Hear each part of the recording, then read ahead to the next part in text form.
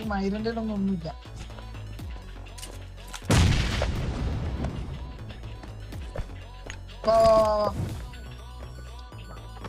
ഞാൻ അടിക്കണോ?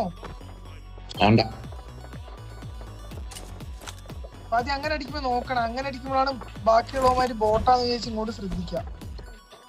അല്ല വിഷയം എന്താ അറിയോ, സ്കോപ്പില്ല. അപ്പം ഷറാബാൻ അടിച്ച കില്ല് കിട്ടില്ല.